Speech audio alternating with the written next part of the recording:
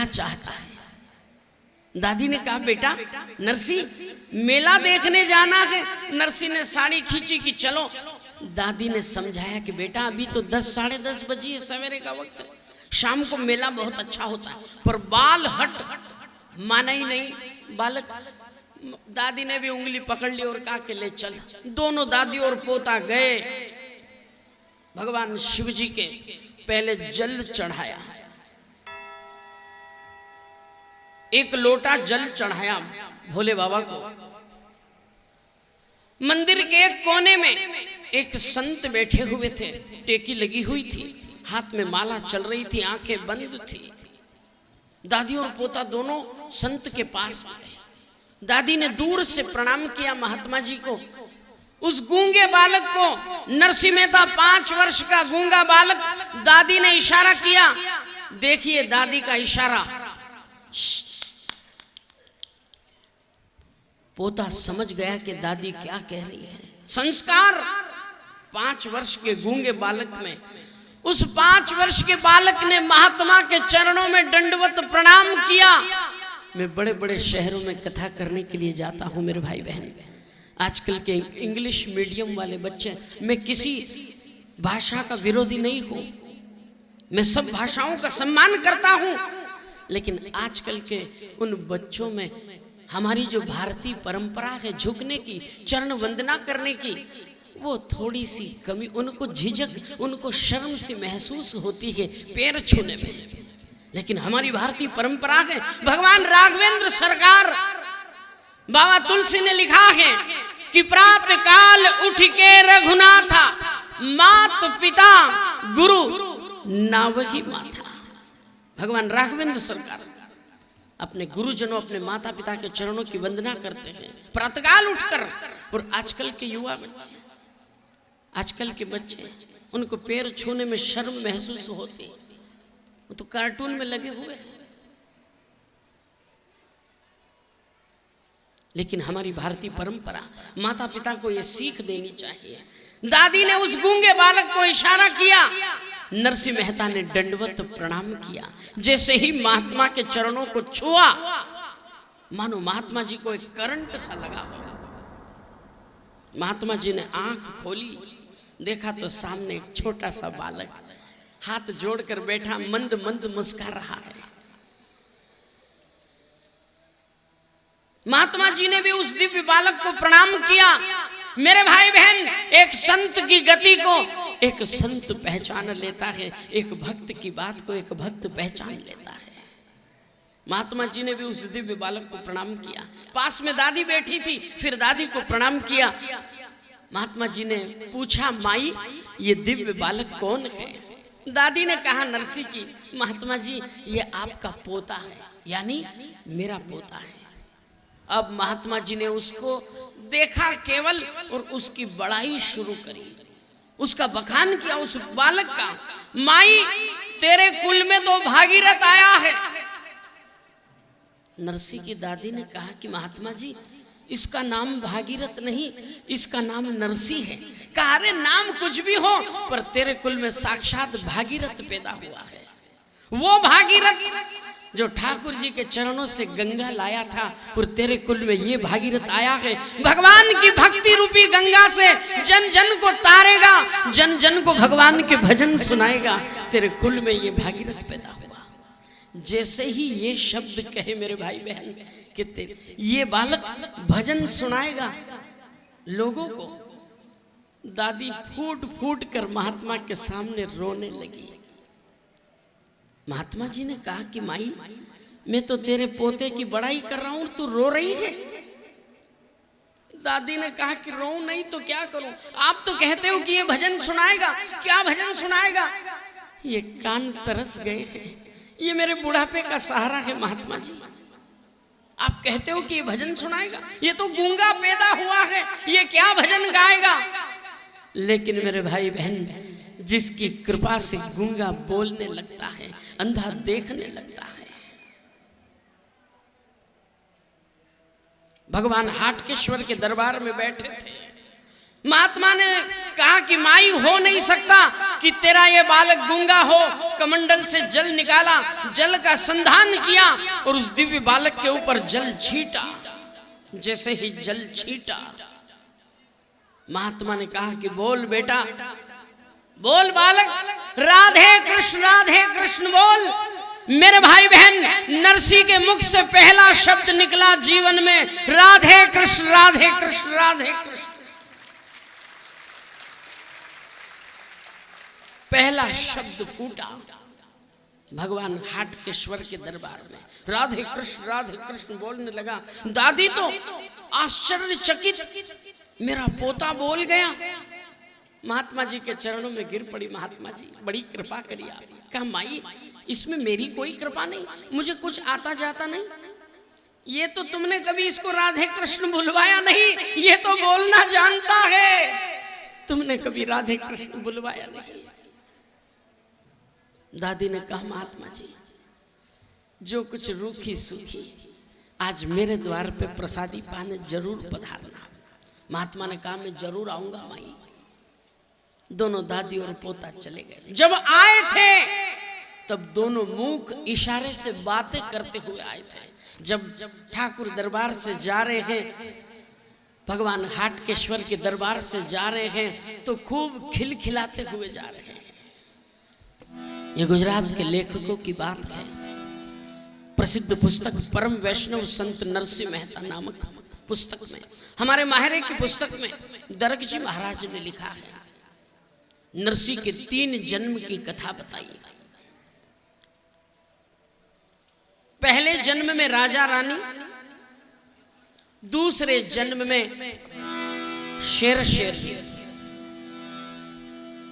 राजा का प्रथम कर्तव्य होता है अपनी प्रजा की सेवा करना। ये राजा का प्रथम धर्म है, ये राजनीति। गरीब से गरीब की कुटिया में जाते, उनका हालचाल पूछते, भेष बदलकर राजा अमीर से अमीर के बंगले पर जाते, पूछते कि आज प्रसादी क्या पाई है, आज भोजन में क्या पाया आपने। उनके यहां जाकर के भेष बदलकर पूछते थे।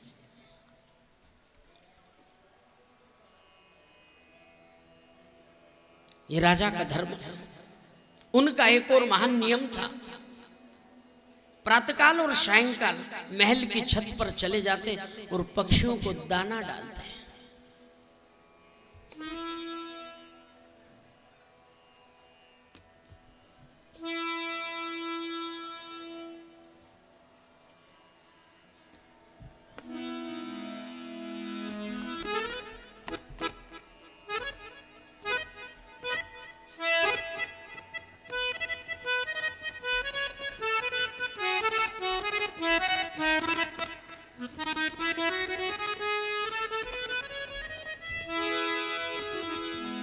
तो मेरे भाई बहनों, रोज सायंकाल और प्रातःकाल दोनों समय पक्षियों को दाना डालते थे। ये राजा का धर्म था। ऊपर चले जाते छत पर, दोनों राजा रानी एकांत में पक्षियों को दाना डालते हैं। योग कुछ और था। कर्मों की जो बात है बड़ी न्यारी होती है। साधो कर्मन की गत न्यारी है। पुण्य का कार्य करते थे, प्रजा की सेवा करते थे, लेकिन कुछ कर्म के बंधन थे। उन राजा को भी दुख मिला। कैसे दुख प्राप्त हुआ? उनके महल के कुछ दूरी पर, कुछ दूर महात्मा जी का आश्रम था और महात्मा जी रोज यज्ञ आदि कर्म करते थे, भगवत भजन करते थे, सत्संग होता था, सेवा होती थी। उन महात्मा के आश्रम में बड़े बड़े घने वृक्ष थे। उन वृक्षों के ऊपर सैकड़ों की तादाद में पक्षियों के घोंसले बने हुए थे, क्योंकि खूब दाना मिलता था तो पक्षियों की संख्या बढ़ती गई। यहाँ तक उनकी जो यज्ञशाला थी, यज्ञ मंडप में भी कई घोंसले बना लिए। कभी भी महात्मा जी का यज्ञ पूरा नहीं होता। जब भी यज्ञ करने बैठते, कभी यज्ञ कुंड में विष्ठा कर देते, कभी अपवित्र वस्तु डाल देते, कभी उनके पात्र ढोल देते, कभी कोई चीज उठा कर ले जाते, कभी उनके सिर पर बैठ जाते। लेकिन महात्मा जी कभी गुस्सा नहीं होते। माफ कर देते हैं। एक दिन की बात है, महात्मा जी के आश्रम में जन जन के कल्याण के लिए यज्ञ चल रहा था और आखिरी आहुति बड़े बड़े विद्वान भूदेवों के सानिध्य में, बड़े बड़े संत महात्माओं के सानिध्य में वो यज्ञ हो रहा था और यज्ञ पूर्णाहुति की होर था। आखिरी आहुति यज्ञ कुंड में पड़ना थी, उसके पहले पक्षियों का झुंड आया कलरव करते हुए, शोर मचाते हुए और उस यज्ञ कुंड में विष्ठा डाल दी। मेरे भाई बहन, आज महात्मा को क्रोध आ गया, स्वाभाविक था। आज अपनी बात नहीं थी, जन जन की बात थी। महात्मा जी ने श्राप दे दिया, क्रोध में, गुस्से में आकर उन पक्षियों को नहीं, मेरे भाई बहन, उन राजा रानी को श्राप दिया, तुम्हारा राजपाट नष्ट हो जाए, तुम शेर और शेरनी की अधम योनि में चले जाओ। सिद्ध संत थे, उनकी बात फलीभूत होगी। महात्मा जी के श्राप से राजा का राजपाट नष्ट हो गया, चारों ओर हाहाकार हो गया। राजा और रानी शेर और शेरनी बन गए। ये कर्म के बंधन है, कर्मों की तो लीला बड़ी न्यारी है। कई लोग कहते हैं कि हमने जीवन में कभी कुछ नहीं किया, केवल सद्कार्य किया, सेवा करी, किसी का दिल नहीं दुखाया, लेकिन पता नहीं हमारे ऊपर ही सब कुछ होता है। केवल भगवान तो हमारी ही परीक्षा, केवल हम कोई प्रश्न पत्र थमाए हैं सारे। मेरे भाई बहन, कर्मों के बंधन तो सब कुछ चुकाना है। हे तारी नागी टरे कर्म गति तारी नागी,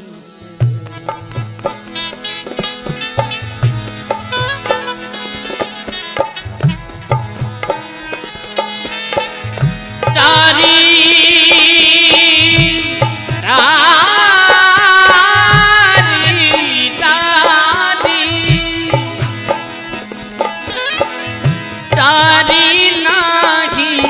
टरे कर्म गति तारी नागी।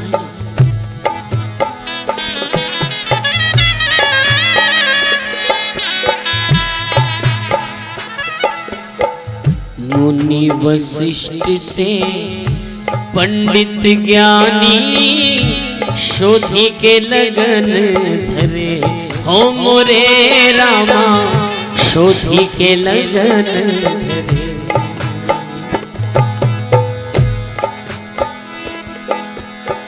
सीता हरण मरण दशरथ को, सीता हरण मरण दशरथ को, वन में विपत्ति पड़े कर्म गति तारी नागी टरे।